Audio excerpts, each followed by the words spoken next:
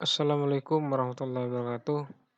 Perkenalkan, nama saya Muhammad Aldo Wildanur Rahman. Saya mewakili kelompok 5 ingin mempresentasikan hasil kerja kami, yaitu tentang logam Cu dan Ni.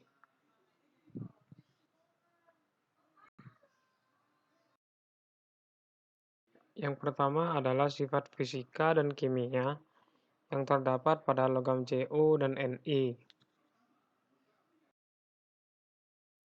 Untuk sifat fisika pada kobal, seperti kepadatan, titik lebur, titik didih, dan seterusnya, bisa teman-teman baca pada tabel ini karena telah lengkap tercantum pada slide ini.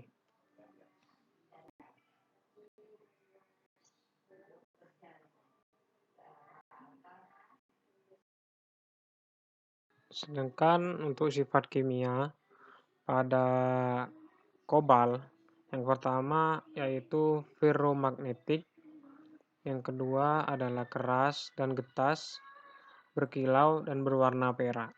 Yang ketiga adalah kurang reaktif dan tidak terpengaruh oleh air. Yang keempat yaitu senyawanya berwarna. Dan yang terakhir adalah tahan korosi.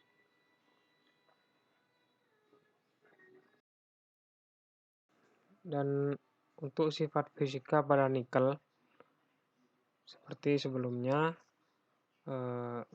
seperti warna, massa atom, bentuk, titik leleh, dan yang lain-lain juga sudah tercantum pada slide ini.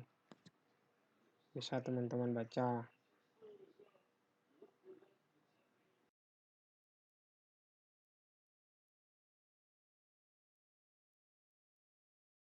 Untuk sifat kimia pada nikel, yang pertama, pada suhu kamar, nikel bereaksi lambat dengan udara. Yang kedua, jika dibakar, reaksi langsung cepat membentuk oksida neu. Yang ketiga, bereaksi dengan HCl, Hanser, dan asam sulfat encer, yang reaksinya berlangsung lambat. Yang kedua adalah kelimpahan di alam untuk kobal. Di alam, kobal terdapat di lapisan kerak bumi yaitu sebesar 0,004% menurut Heslop 1961. Persenyawaan kobal yang terdapat di alam selalu ditemukan dengan biji logam nikel, terkadang juga bersamaan dengan biji tembaga serta biji timbal. Negara-negara yang secara komersil memproduksi logam murni kobal dari mineralnya di alam antara lain yaitu negara Zaire 32,5%, Zambia 16%, Australia 11%, dan Uni Soviet 10%, dan yang terakhir adalah Kanada yaitu 9%. Untuk kelimpahan di alam pada logam nikel, kelimpahan nikel sekitar 0,07% dari kerak bumi. Nikel adalah konstituen yang cukup umum dari batuan beku, meskipun beberapa deposito tunggal memenuhi syarat konsentrasi, ukuran, dan aksesibilitas untuk kepentingan komersil. Assalamualaikum warahmatullahi wabarakatuh. Di sini saya akan menjelaskan tentang reaktivitas logam kobal dan nikel. Unsur transisi periode keempat terdiri dari 10 unsur yaitu skadium dalam kurung Sc, titanium dalam kurung Ti, vanadium dalam kurung V, kromium dalam kurung Jr, mangan dalam kurung Mn, besi dalam kurung Fe, kobal dalam kurung Co, nikel dalam kurung Ni, tembaga dalam kurung Cu, dan seng dalam kurung Zn. Unsur transisi ini umumnya memiliki keelektronegatifan yang lebih besar dibandingkan unsur alkali maupun alkali tanah. sehingga kereaktifan unsur transisi tersebut lebih rendah bila dibandingkan alkali maupun alkali tanah. Semua unsur transisi periode keempat memiliki sifat kimia dan sifat fisika yang serupa. Dalam satu periode dari kiri ke kanan, keelektronegatifan unsur hampir sama, tidak meningkat maupun menurun secara signifikan. Begitu juga ukuran atom-atom dalam kurung jari-jari unsur, serta energi ionisasi juga tidak mengalami perubahan signifikan. Sebagai besar unsur transisi periode keempat mudah teroksidasi memiliki E derajat red negatif, kecuali unsur tembaga yang cenderung mudah tereduksi dalam kurung E derajat Cu sama dengan plus 0,34 V. Terima kasih.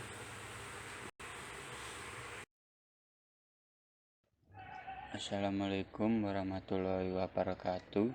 Perkenalkan, nama saya Abdul Rojid dari kelompok 5. Saya ingin meneruskan presentasi dari kelompok kami, yaitu konfigurasi elektron dengan teori mekanika kuantum. Contoh konfigurasi elektron dengan teori mekanika kuantum kobalt adalah jika diketahui nomor atom kobalt adalah 27, pengisian elektron di subkulit 3D pada orbital yang benar adalah, yaitu untuk menentukan pengisian elektron dalam mekanika kuantum adalah buat konfigurasi elektron CO27 sama dengan 3D7. Maka dalam mekanika kuantum subkulit terakhir yang akan dianalisis yaitu 3D7. N sama dengan 3 jumlah kulit terluar. I sama dengan 2 untuk S sama dengan 0, untuk P sama dengan 1, untuk D sama dengan 2. M sama dengan min 1, S sama dengan min setengah. Jumlah kotak pada subkulit berjumlah 5 dikarenakan dalam atom hanya dapat menampung elektron sebanyak 10 dan elektron valensi berjumlah 7. Berarti ada 3 kosong atau tidak penuh. Jadi bikin arah tanda panah ke atas terlebih dahulu dari ujung ke ujung, baru arah tanda bawah dari ujung, yaitu contohnya tabel kotak 1 panah atas, kotak 2 panah atas, kotak 3 panah atas, kotak 4 panah atas, kotak 5 panah atas, kembali lagi kotak 1 panah bawah, kotak 2 panah bawah.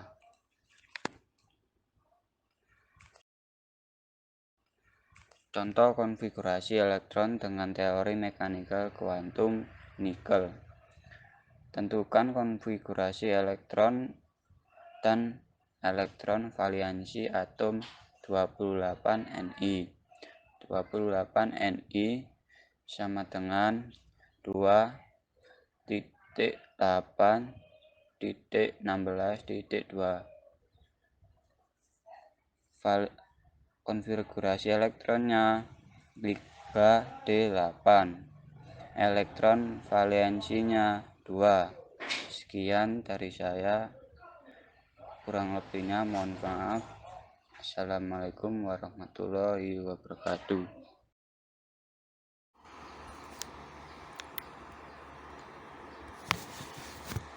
Reaksi kobalt dan nikel. Reaksi kobalt Kobalt mudah melarut dalam asam-asam mineral encer.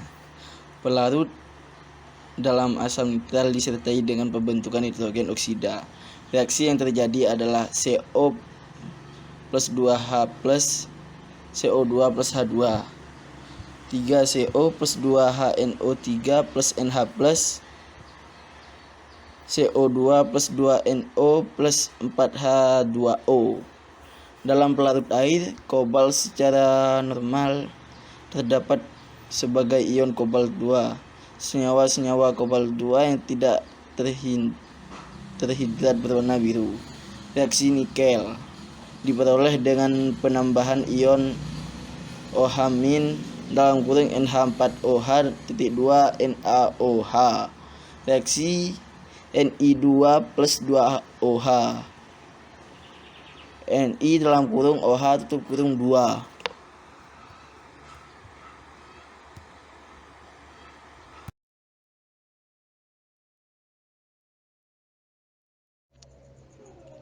Kegunaan secara umum kobalt dan nikel.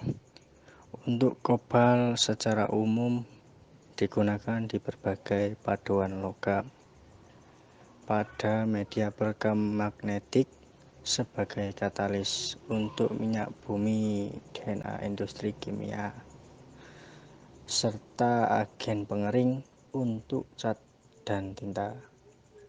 Kobalt merupakan bagian penting di berbagai barang kerajinan seperti tembikar, porselen, ubin, enamel.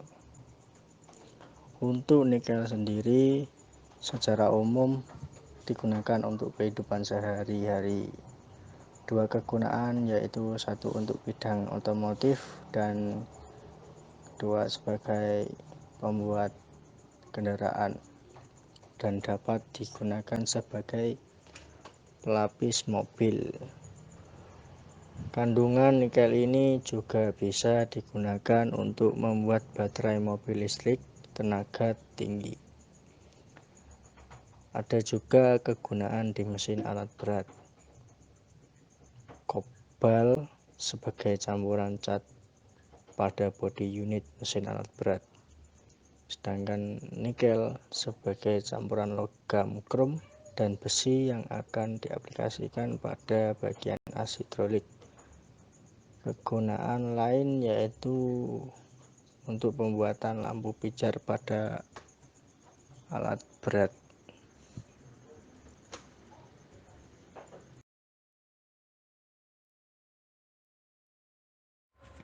Kegunaan di mesin alat berat.